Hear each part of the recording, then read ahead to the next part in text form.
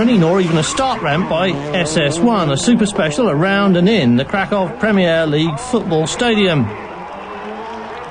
Over 100,000 spectators were on hand to watch the 5.2-kilometre super special and cheer on their national hero. Under obligation not to let them down, he duly obliged with best time on the stage, but said he could have been quicker. The weather began to change as the first cars entered the stage, putting Holowczyc on the wrong tyres.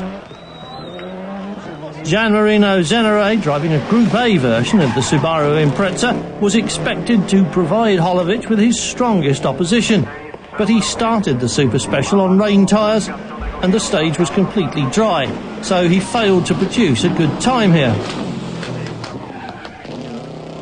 Even though this was a super special, the crowds were allowed to stand very close to the track, giving all the drivers real cause for concern.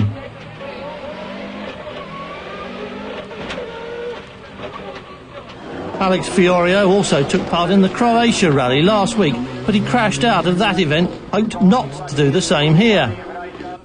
So far this year, Tony Gardemeister has crashed out of every rally he's entered, but he was second fastest after running on slick tyres in completely dry conditions. Russia's Sergei Boldikov also started in good weather and set the fourth quickest time. Just as he had on the Albania rally, Bulgarian Jason Popov spun his escort on the opening stage.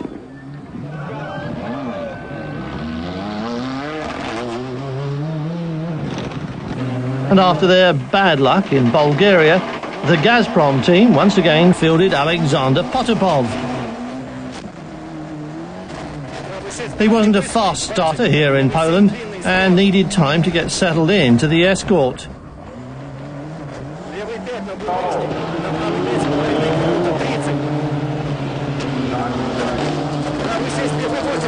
But the crowd seemed to enjoy it, although Potapov was a whole 8 seconds slower than Holowczyc on this show stage.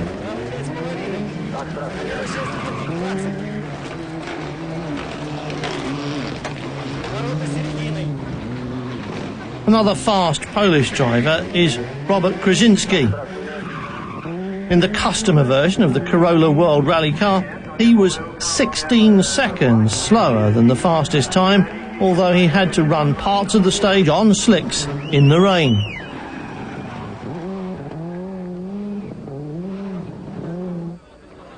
There was a double dose of excitement for the spectators gathered at the football stadium because the Super Special was run twice.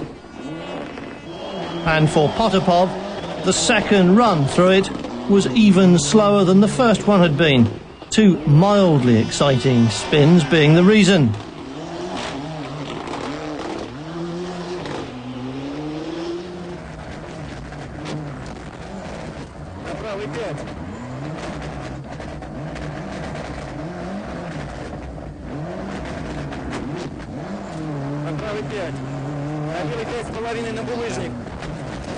Tony Gardemeister was once again second fastest, enjoying himself as he went through the stage sideways in the approved Finnish style.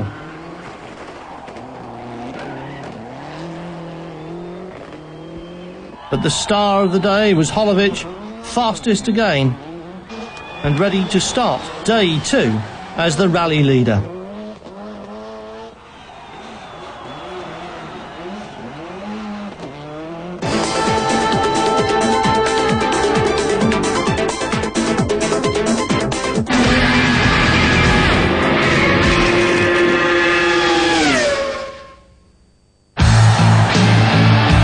As leader, as the rally goes into day 2 with a fairly relaxed 9 a.m. start on Friday morning.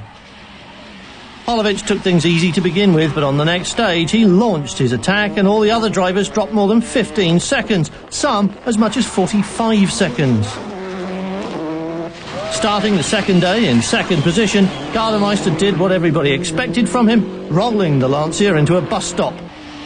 Kulig was the surprise of the day, fastest on the first 4 stages, though he lost too much time yesterday to be in the hunt for victory today. Fiorio, who'd been going through a run of non-stop bad luck with a flat tyre and a broken drive shaft all on one stage, Gianmarino Zenere doesn't like the fast stages, but he's well aware that he must do well here after retiring in Bulgaria. There are 15 stages ahead during the day, all looped south of the city, with 93 cars still in the running at the start of this second day.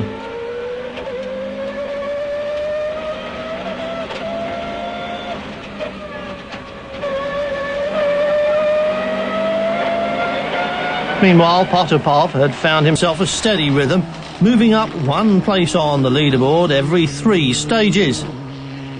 But the Russian champion is also under pressure to score points here.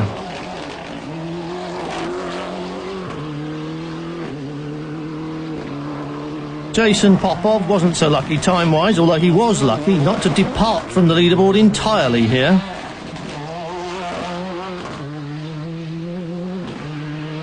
Number 8, Krasinski, was now up to second position, running in the top 3 on almost every stage, but there was no doubt about who exactly was the crowd favourite. Janos Kulik had to abandon his chase for a podium finish and perhaps even victory when the fuel pump stopped, and so did the Megane. Victory was far from Fiorio's reach or even his thoughts. He was happy to get to the finish line. Potapov drove a very clever second day to come back from 8th to 3rd place. Tyre choice was the big puzzle, but the Russian champion seemed to make inspired decisions every time.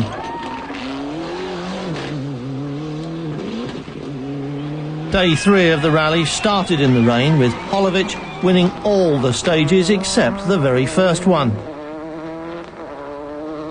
For Krasinski, the rally no longer had to be run on the limit.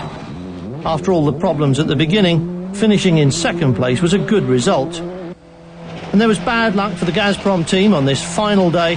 Third place had gone after Potapov had mechanical problems and dropped back to 6th on the overall leaderboard.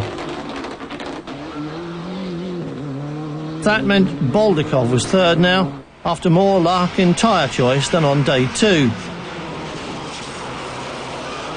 Holowczyc, leader from start to finish, did what was expected from him and won his home event in the best possible way. Krasinski could have been in the running for victory, but he had too many problems with the car after his testing accident. Boldikov was third overall, and after his third place in Albania, collects good points here as well. But sadly, none of these drivers will appear next time out in Impreza, the Belgian rally which is generally regarded as one of the most exciting and the most difficult on the championship trail.